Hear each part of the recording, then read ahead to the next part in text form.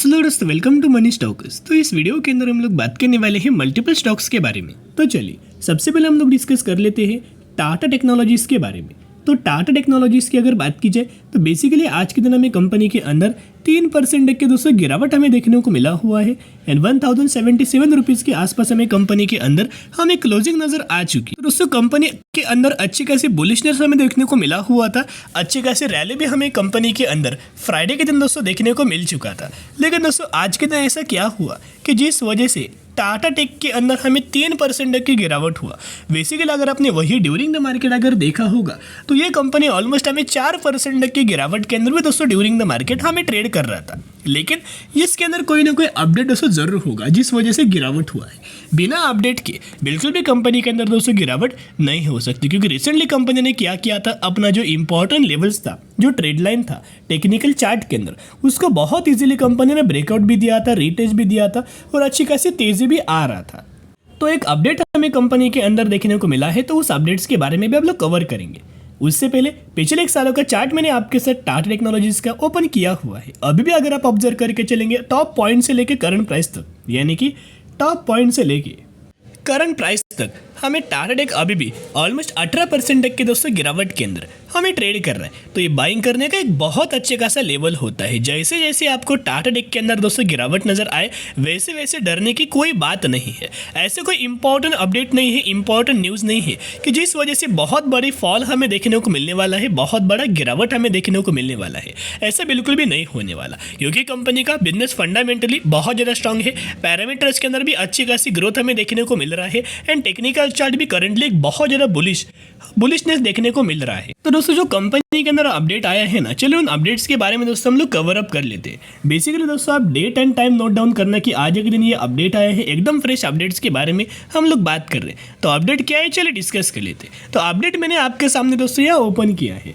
Tata technology stock get a target price upgrade from city down 20% from the record high. यानी कि अभी भी अगर आप टाटा टेक के अंदर देखोगे तो अभी भी कंपनी टॉप प्राइस से लेके टॉप पॉइंट से लेके करंट प्राइस तक 20% तक की गिरावट के अंदर अभी भी कंपनी ट्रेड कर रहा है। लेकिन क्या होता है ना, बीच बीच में अगर कोई कंपनी दोस्तों अच्छा परफॉर्म करता है ना, तो बीच बीच में ब्रोकरेज फर्म आते हैं और वो बुरा टारगेट दोस्तों दिया जाता है। ब्रोकरेज फर्म के द्वारा पैनिक लेवल क्रिएट किया जाता है, सेल रेटिंग दिया जाता है।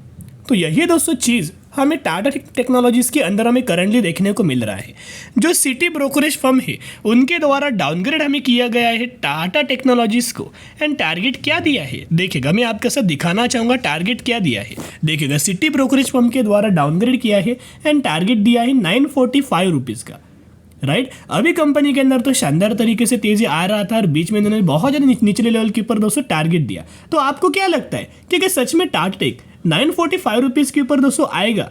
बिल्कुल भी नहीं आएगा। उसके पीछे का एक रीज़न मैं आपके साथ शेयर करता हूँ, क्योंकि ये ब्रोकरेज फर्म का बहुत ज़्यादा दोस्तों पुराना प्लान होता है। यही इनका गोल होता है कि रिटेलर्स को बिल्कुल भी दोस्तों पैसा कमाना नहीं देते, या फिर रिटेल इन्वेस्टर अगर पैसा कमाए तो ये बिल्कुल भी दोस्तों इनको देखने को नहीं मिलता, या फिर ये देखना नहीं चाहते कि रिटेलर्स पैसा कमाए। तो यही वजह से दोस्तों इस तरीके से टारगेट्स हमें दिया जाता है। अभी इनका बहुत पुराना प्लान होता है। ये क्या करते हैं, कोई भी कंपनी के अंदर अच्छी खासी तेजी आता है ना, तो वो कंपनी के अंदर डाउनग्रेड किया जाता है ताकि एक बहुत बड़ा निचले लेवल्स के ऊपर टारगेट दिया जाएगा।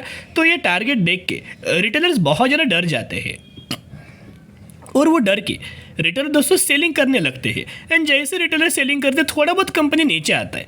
एंड जैसे कंपनी के अंदर गिरावट आएगा, जिन ब्रोकरेज फर्म ने दोस्तों पहले सेल रेटिंग दिया था ना, सेल रिकमेंड किया था, वही लोग जाके कंपनी के अंदर निचले लेवल्स के ऊपर दोस्तों बाइंग करते हैं। तो यही उनका पहला बहुत ज़्यादा पुराना प्लान होता है। तो एक रिक्वेस्ट करना चाहूँगा, अगर अपने हायर प्राइस रेंज के ऊपर भी बाइंग किया है तो डरने की कोई बात नहीं।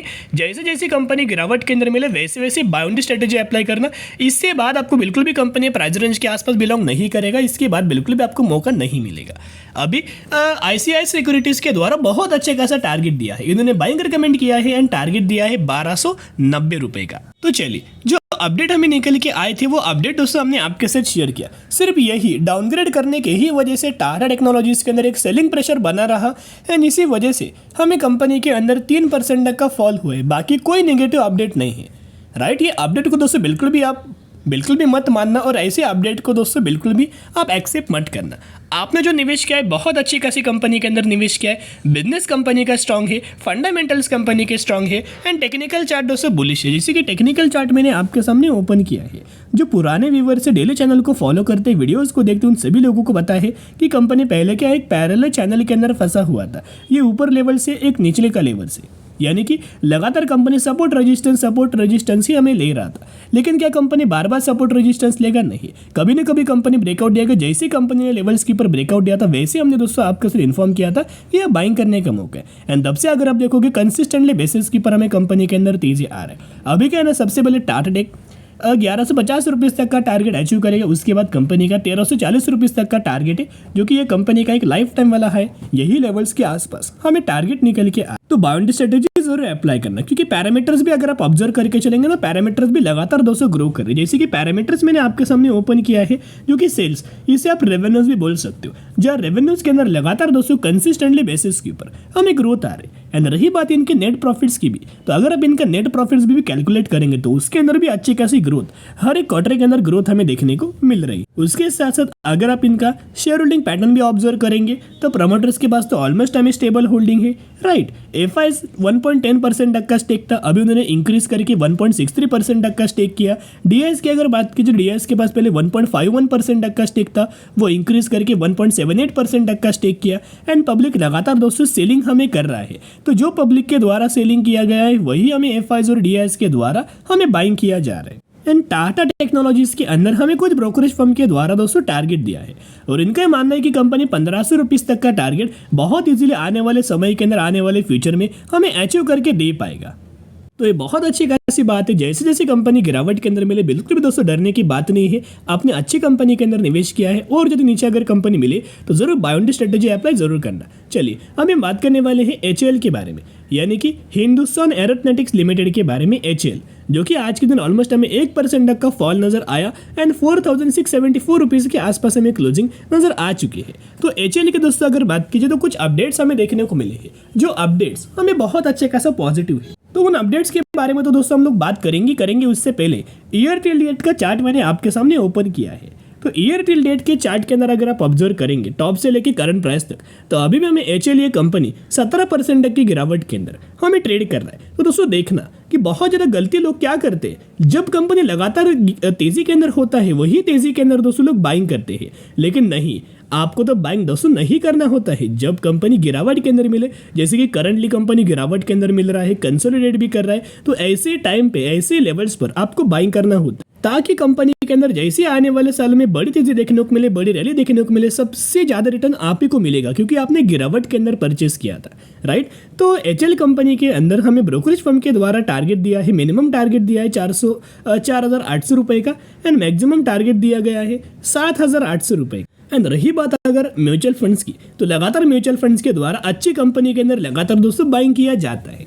एचएएल की अगर बात की, जो डिफेंस सेक्टर से कंपनी बिलोंग करते हैं, आने वाले सालों में अगर आप ऑब्जर्व करके चलेंगे तो डिफेंस सेक्टर बहुत शानदार तरीके से परफॉर्म कर सकता है। क्योंकि पहले क्या होता था कि इंडिया के अंदर होता क्या था, अगर इंडिया को वेपन्स की अगर जरूरत पड़ती थी तो इंडिया दूसरी कंट्रीज को अप्रोच करता था, और बाहर कंट्रीज से इंडिया के अंदर वो इम्पोर्ट होता था, जो भी रिक्वायरमेंट्स होता था डिफेंस रिगार्डिंग, राइट। लेकिन अभी होता क्या है कि ये खुद कंपनीज इंडिया के अंदर दोस्तों मैन्युफैक्चरिंग कर रहा है, इंडिया के अंदर डेवलप कर रहा है, एंड दूसरी कंट्रीज से बहुत बड़े बड़े ऑर्डर हमें एचएएल को, माझगांव डॉक शिप बिल्डर्स, इन कंपनीज को मिल रहे हैं, कोचिन शिपयार्ड, इन सारी कंपनीज को बाहर कंट्रीज से बहुत बड़े बड़े ऑर्डर मिल रहे हैं। तो अभी इंडिया के अंदर पैसा आ रहा है और इंडिया वो प्रोडक्ट बना के दूसरी कंट्रीज के अंदर एक्सपोर्ट कर रहा है। तो आप समझ सकते हो कितना ज़्यादा बेनिफिट लंबे समय के अंदर मिल सकता है। म्यूचुअल फंड्स की अगर बात की, जो लगातार म्यूचुअल फंड्स बाइंग कर रहे हैं, तो एक एग्जांपल देना चाहूँगा, निप्पॉन के द्वारा 33,000 करोड़ की बाइंग किया।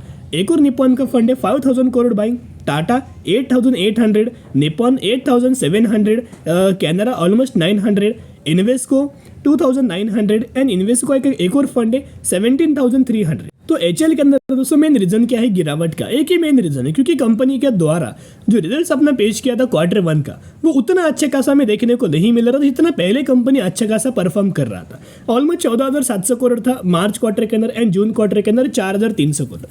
तो इनके रेट सेल्स के अंदर या फिर इनके रेवेन्यूज के अंदर गिरावट हुआ है। और रही बात इनके प्रॉफिट्स की, तो प्रॉफिट्स कंपनी का पहुंच चुका था 4,300 करोड़ का, एंड करेंटली कंपनी ने 1,400 करोड़ का प्रॉफिट अपना जनरेट किया था। तो प्रॉफिट्स के अंदर Q&Q बेसिस के ऊपर दोस्तों फॉल हमें नजर आया है ईयर एंड रेवेन्यूज के अंदर भी Q1 की बेसिस के ऊपर फॉल हुआ है। इसी वजह से कंपनी गिरावट के अंदर मिल रहा है। लेकिन दोस्तों ऐसी गिरावट के अंदर ये कंपनी को जरूर परचेस करना एंड लंबे समय के लिए जरूर लॉन्ग टर्म के लिए होल्ड करना। चलिए अभी बात करने वाले हैं अगली कंपनी जिसका नाम है गॉडफ्रे फिलिप्स इंडिया लिमिटेड। 6,834 रुपए के आसपास ट्रेड कर और मैक्सिमम में 9,000% तक का रिटर्न शेयर होल्डर्स के बना के दिया है। रिसेंटली कंपनी ने 2:1 रेशियो का बोनस अनाउंसमेंट किया है। तो अगर आपके पास इस कंपनी के 1 शेयर होंगे तो हर एक शेयर के बदले ये कंपनी आपको 2 बोनस शेयर देने वाली है। तो जरूर कंपनी के बारे में स्टडी एनालिसिस जरूर करना।